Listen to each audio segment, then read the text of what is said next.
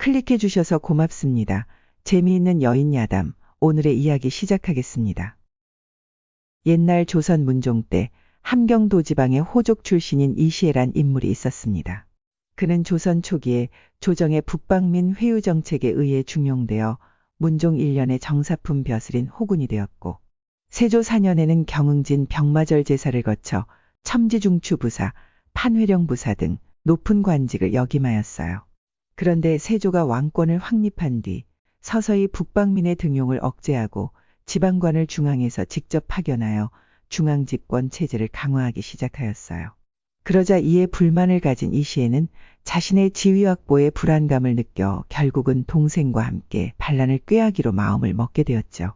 때마침 모친상을 당해 휴직 중일 때 그는 중앙의 군대가 쳐들어와서 함길도의 군민을 다 죽이려 한다는 등 지역 민심을 선동하기 시작하였습니다. 그리고 그해 12월에 당시 함경도의 군권을 쥐고 있던 절도사 강효문이 길주에 오자 어여쁜 기생을 그의 숙소로 보내 술에 만취하게 해놓고 그와 그의 군관들을 살해한 뒤에 반란을 일으켰으니 그것이 바로 세조 13년에 일어난 이시애의 난이었어요. 이시애는 그때 조정에 장계를 보내 강효문이 반란을 꾀했기에 자신이 강효문을 처형했다고 보고하는 등 자신의 반란을 합리화시키면서 스스로 절도사라고 자칭하며 북도민의 민심을 얻어 확고한 세력을 확보한 뒤에 단천과 북청 그리고 흥원을 공략했으며 기세를 몰아 단숨에 함흥까지 점거하기에 이르렀어요.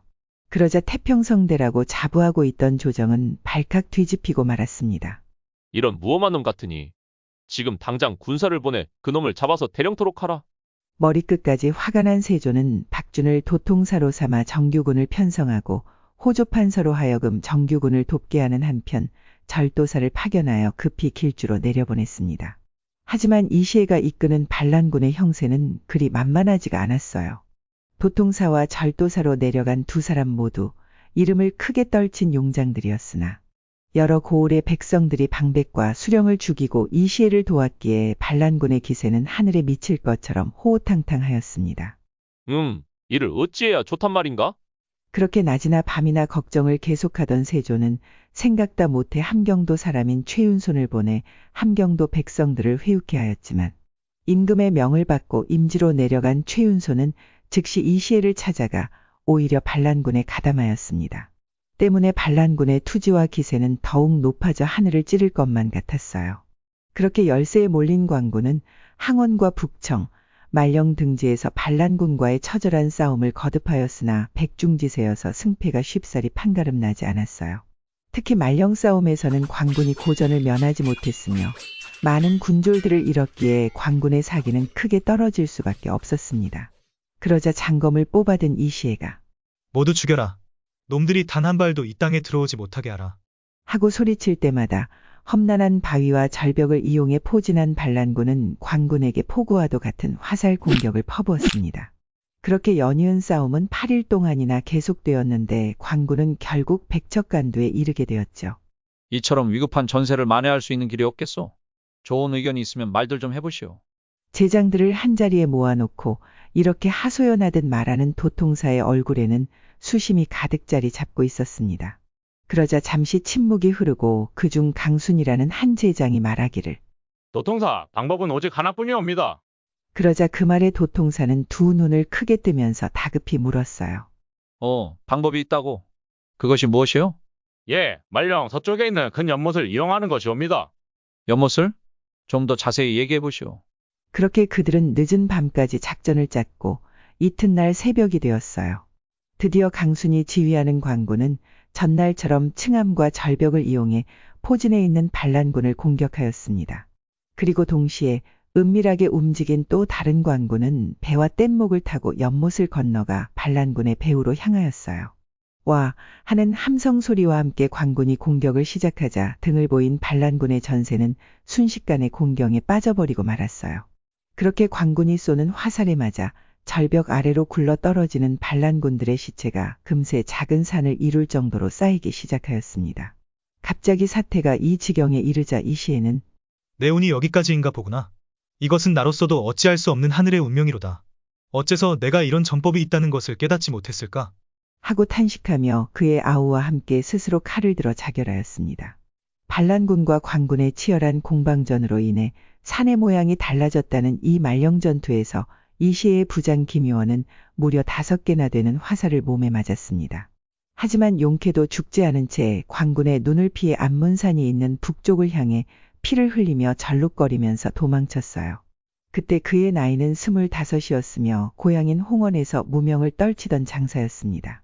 그는 지방의 탐관오리들이 고을 백성들의 재물을 빼앗고 세금을 가혹하게 거두는 것에 항상 분개하고 있었기에 자진해서 이시의 반란군에 가담을 하였답니다.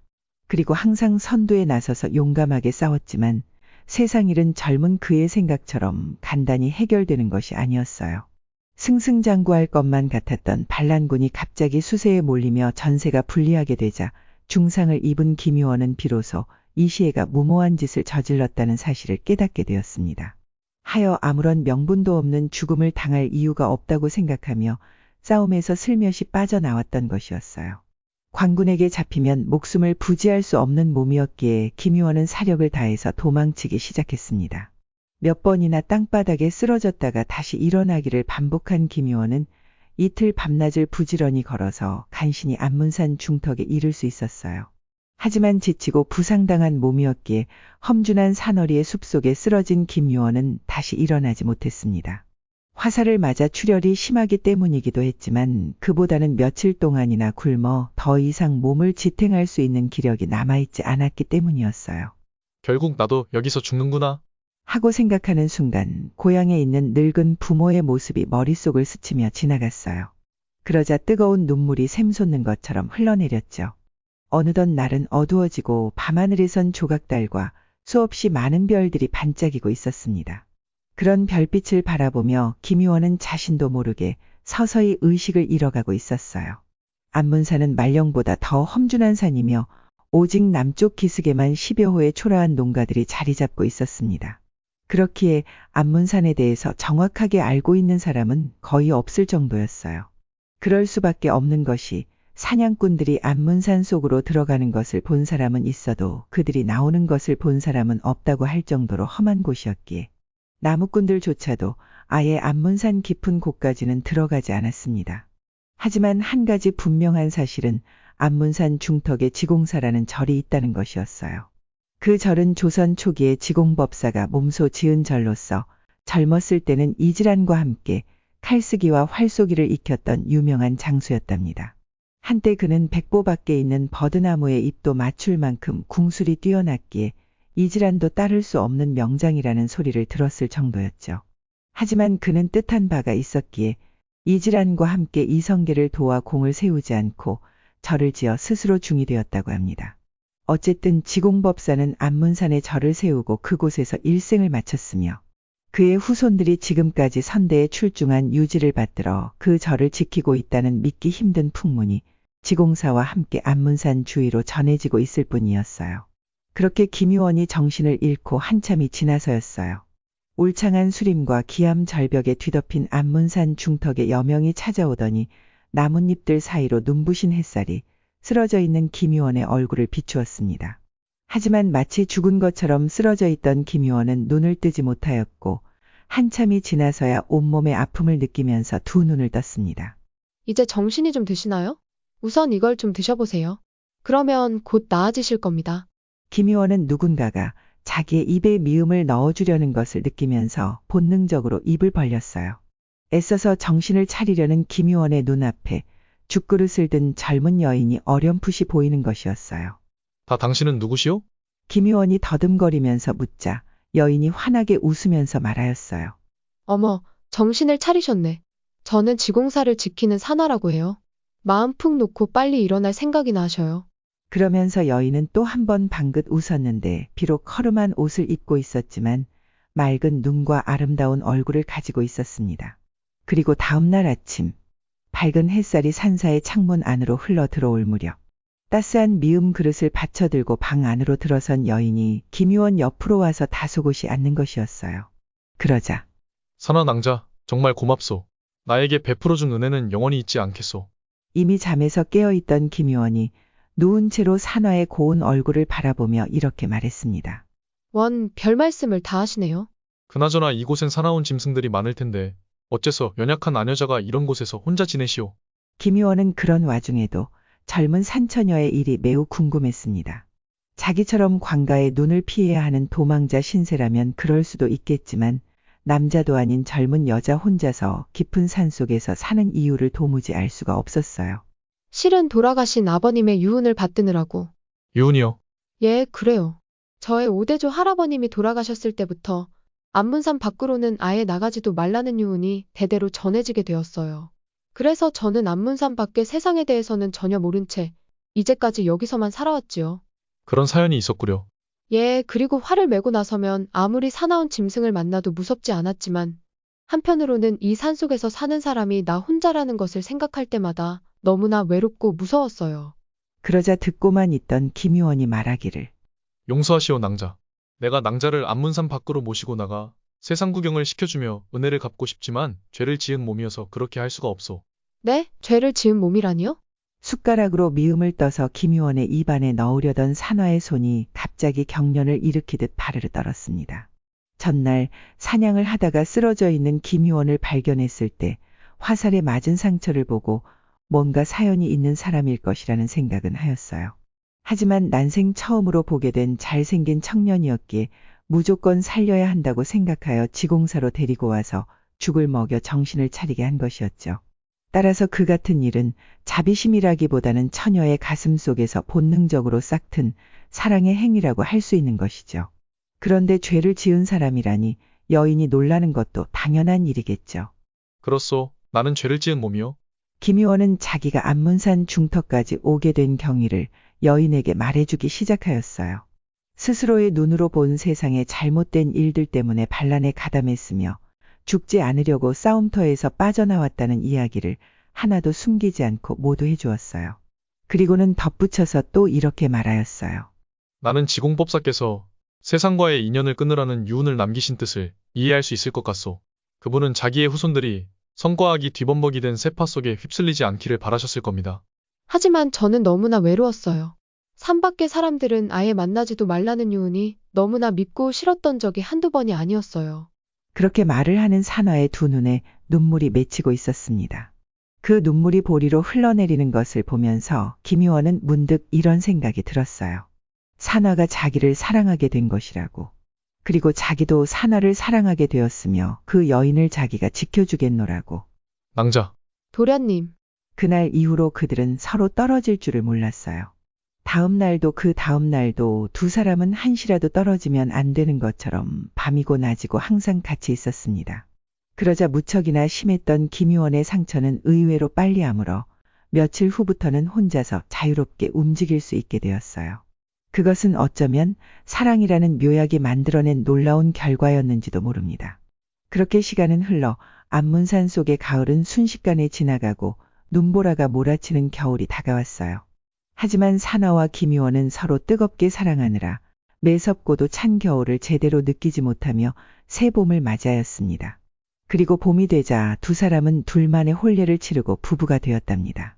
그렇게 행복한 나날을 보내던 어느 날 밤이었어요. 김유원이 산화에게 갑자기 뜻밖의 소리를 하는 것이었어요. 여보, 우리 산 밖에 세상으로 나갑시다. 김유원은 부모님이 너무도 보고 싶었고 그리운 고향 산천도 보고 싶어서 산화에게 이렇게 말을 하였죠. 서방님이 그토록 원하신다면 저는 그저 딸을 뿐이옵니다. 하지만 전에도 말했던 것처럼 부모님의 유운 때문에 선뜻 산을 나가기가. 하며 산화는 말을 흐리며 시원스럽게 대답하지 못하였어요. 바깥 세상으로 나가지 말라는 아버지의 유훈도 있었지만 실은 김유원의 신상이 염려되어서였습니다. 물론 김유원도 산화의 그런 마음을 잘 알고 있었습니다. 내 부인의 마음을 모르는 것이 아니오. 허나 너무 염려하지 마시오. 한때 잘못을 저지르기는 했지만 이미 반란이 진압된 지 오래되었으니 누가 아직까지 나 같은 놈을 잡으려고 돌아다니겠소.